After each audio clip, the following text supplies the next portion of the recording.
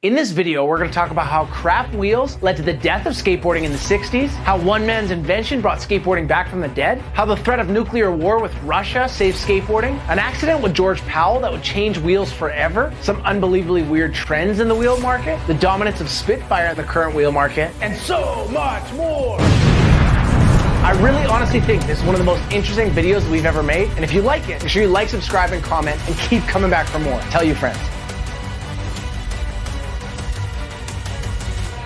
What's up guys, my name is Levi, this is Shred Shop Connect You to Skateboarding, and today we're talking about the history of the skateboard wheel. To tell the story of the skateboard wheel, we have to take you back, like so far back, to the 1960s, to a tiny town called Purcellville, Virginia. Around 1956, a company called Humco becomes the first company to manufacture and sell skateboards as a product. Most of these boards were sold at grocery stores or department stores. In 1965, it was estimated that 50 million skateboards were sold that year, according to the Smithsonian Museum. After the explosion of sales, because the boards were so poorly made, came an explosion of injuries. So much so that doctors at the time nicknamed a broken elbow a skateboard fracture. The problem was that the original skateboard wheel was just wheels made of steel and they were free spinning on an axle. That means no bearings. Then in the 1960s, they invented clay wheels for roller skating, and they were made up of clay, paper, plastic, nutshells, and glue. The problem with these wheels was that if you put them on a skateboard and at full speed you hit a rock, the wheels would explode, making them so dangerous. By January 1966, the first month of 1966, skateboarding sales plummeted, screeching to a halt and killing skateboarding. There were even countries like Norway that made skateboarding illegal because it was so dangerous. We've reached a final conclusion on item 9. Illegal!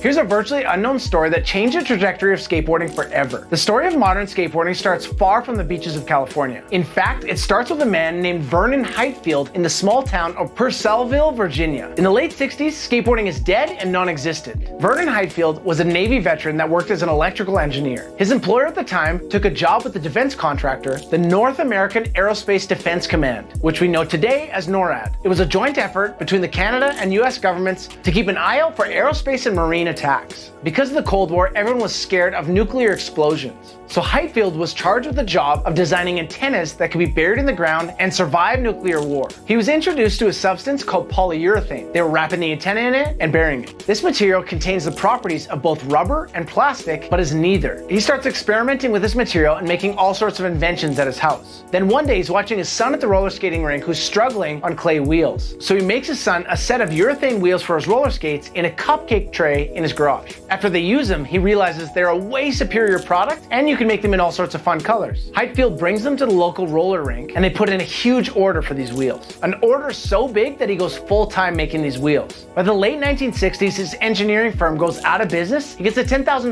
loan to start his wheel factory and calls it Creative Urethane. He bought a farm and started his own factory. He was shaving down the wheels with an old deli slicing machine, and the entire thing was powered by engines from old washing machines that he bought from a laundromat that closed down. He really was an inventor. And by the 2010s, he's the biggest skateboard wheel manufacturer in the world. He became the godfather of urethane products, even outside of the skateboard industry. He was quoted saying, "If you can draw it, we can build it." Frank Nosworthy moved around a lot as a kid. As a son of a US Navy captain, his dad was a liaison for NATO, and as fate would have it, they ended up living in a small town in Virginia. Frank studied engineering at Virginia Tech, but he gets kicked out of school for protesting the Vietnam War. He was a surfer, and on the weekend he would make the long drive to the coast if the weather permitted. And in the week, to fill the void, he would ride a skateboard. In the summer of 1970, Frank went to visit a friend of a friend, Tom Heightfield, who you might remember from the earlier part of the story. They happened to visit Tom's dad's factory, Creative Urethanes. And when they left, they took some factory reject wheels and tried to put them on their skateboard. This changed everything. They were so soft, so smooth, offered better traction, and rode so much smoother on rough surfaces. They also took away all the risk that the explosion of the clay wheel had. This might be the most monumental moment in skateboard history, changing everything. In 1971, he moves to Encinitas, California, and he brings these urethanes with him. They had loose ball bearings inside, so it wasn't a case bearing, which was a pain, but also meant that they would fit on all different shapes of boards. And remember, this is before the industry had a standard sized bearing and axle like they do now. He saves up his money waiting tables in Encinitas at a local diner. And in 1973, he goes to Creative Urethane and gets them to start making his very own skateboard wheel company, called Cadillac Wheel Company. A lot of people thought he named it after the car company, but he actually named it after a dog food company that he saw on TV. From there, he sets out to sell them up and down the coast of California to all different surf shops. Unfortunately, most people weren't interested. They thought the price point was too high and the industry was dominated by clay wheels. So he starts giving away Cadillac wheels to the best skaters that he meets, and he starts running ads in the local surf magazines. Once people got to ride the product, it was obvious that they were miles ahead from anything else in the market. This single invention exploded the skateboard industry again after its death. And of course, it changed everything. It unlocked what was possible on a skateboard and where you could ride it. This new wheel unlocked an explosion of skateboard tricks and skateboard inventions.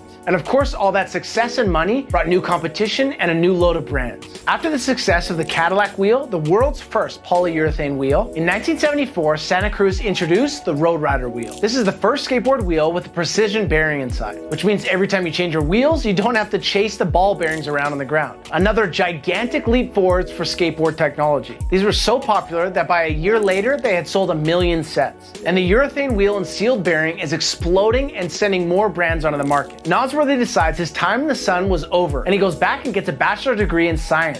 He ends up getting a job with Hewlett-Packard, and he ends up inventing many things and creating many patents. In the late 1970s, there's a drought across California, forcing people to empty their pools, and this causes skateboarding to explode even further. But this wasn't the only happy accident that happened in the late 70s. Around this time, a guy by the name of George Powell was experimenting with inventions in his garage and home. After getting his master's in product design, George Powell gets a job at Hewlett-Packard. He leaves there and starts working for a defense contractor, which is also where he's introduced to polyurethane. And he eventually gets a job in the aerospace industry, but then he gets let go. From there, he decides to follow his dream of making skateboard products. So in 1977, he founds the Powell Corporation. It's interesting to note that a year later, Stacy Peralta joins him and they change the name to Powell Peralta. They make a great team because Stacy is the skater and marketing guy, and George Powell is the inventor. George parallels the invention of the skateboard urethane wheel with the change of steam power to electricity. George decides that he wants to invent a new shape and urethane for skateboard wheels. He designs a wheel with large radius and firm edges, and he calls it the double radial. This is the shape that skateboard wheels are based off of today.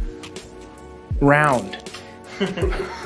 So he gives this new wheel shape to Tom Sims and some of the Sims team riders at the time to try out, and they say they don't really notice a difference and they don't care. So he goes back to the drawing board and he decides he has to design a new urethane to change the game. So he starts researching different urethanes and company catalogs to find a formula that interests him. He tried factories all over the US to see if they would pour this for him, but no one would. Because this formula had a different ratio of curative to urethane, it was hard to pour and no one wanted to try to test it for him. He finds a place that would test pour it for him in LA, and when he gets the product back, he was shocked. The wheels look nothing like anything else on the market. The wheels were white and opaque, instead of the clear, colorful wheels that everyone else was making on the market. And these wheels got dubbed the bones because they were the color of human bones. Pair that with some spooky skeleton marketing and you have a winning formula. When he rode them, he could tell they were different and he was on the right track. These wheels were harder, they had better rebound, and they were unlike anything else on the market. He got the team riding them, and he got so much positive feedback because they were way faster. In 1982, some rookie pros are added onto the scene. You might recognize them: Gator, Lance Mountain, Tony Hawk, and Christian Asoy. These guys are taking over and becoming all-stars. Meanwhile, in the mid-80s, in the streets of California, a new revelation is taking form called street skateboarding. Guys are taking freestyle tricks and tricks invented by Rodney Mullen and adapting them to the streets of the city. Some of the early street skaters were guys like Nodis, Gons, Tommy Guerrero, Jim T, Frankie Hill, Mike V, and Ray Barbie. In the late 80s, a seismic shift happens once again, and Steve Rocco founds World Industries. In 1989, World Industries releases the Mike V Animal Farm deck. This is a huge change of skateboard shapes forever, and it's designed by Rodney Mullen with the inspiration from a freestyle deck. This is the foreshadowing of street skateboarding taking over, and obviously this new style of skateboarding is going to require a new style of wheel. The 90s is where we see one of the strangest phenomenons in skateboard history. In the 80s, people were riding big wheels. We're talking 58 to 65 millimeter wheels. And as street skateboarding came in, the wheels shrunk instantly. And in 1992, we hit an era which has been dubbed the big pants small wheels era.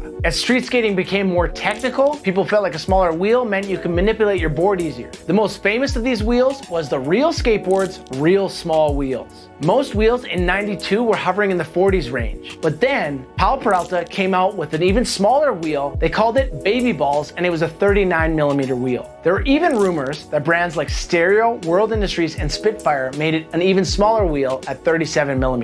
In 1986, there's a Rat Bones wheel ad that features Jim Thiebaud, and his name is horribly misspelled. We can't confirm or deny this, but this is probably the reason why he left just 1 year later to start Spitfire wheels. Although they didn't start until 1987, it was a slow burn for them to become the most dominant wheel company on the market. In 1988, they come out with their first print ad in Thrasher, and that's where we see the first swirl logo. At the time, Spitfire was owned by a record label distributor, and the swirl logo paid homage to the record label. They let out a few different ads with a few different logos. In 1989, they let out their first ad with a skater, and his name was Keith Cochran. Although they experimented with lots of logos over the years, none would stick like the famous Big Head logo. Designed by Kevin Ansell, this logo wouldn't show up until an ad in May of 1992. And interesting enough, when it showed up, it was almost like the logo wanted to look like the swirl logo. Spitfire's growth seemed to be a slow burn, but it always had a cult following and an amazing team. It wasn't until the invention of the Formula 4 in the 2010s that Spitfire took the lead as the biggest brand. Wheels are a really tough market. There's tons of brands that have come and gone over the years. We've seen brands like Hubba, Pig Wheels, Darkstar, Gold Wheels, Autobahn, Landspeed, Momentum. Even board brands are doing wheels like Zero and Baker, Girl Chocolate. And some of these guys made it for a certain time, and then they passed away or they slowed way down. The thing is, making a wheel company is so tough. Unless you're creating a new urethane that people catch on and love, it's really hard to survive. As we move into the 2020s, an era of self-driving cars, wearable tech, and Tim Hortons making pizzas, it's nice to know that wheels are still progressing. Even if the industry seems like it's being dominated by three major players, Bones, Spitfire, and OJ's, it's nice to see that they're experimenting with new formulas. In recent years, we've seen Spitfire Formula 4s, which are still dominating. We've seen the Dragon formula from Powell, which shook the entire industry up in 2022. It got remade into the Bones X formula in 2023. And more recently, we've seen the OJ Double Duros. It's nice to see that there's a wheel for literally anyone, any style of skating, because these wheels are rolling for you, bud. What wheels are you currently riding? Do you like them? And why? Let us know below. If you like these videos, don't forget to like, comment, and subscribe. It helps us make more of these videos for you guys. Guys, thanks so much for watching. I'm Levi, this is Shred Shop Connect You to Skateboarding, and you just watched the history of the skateboard wheel. Stay tuned for comment of the week.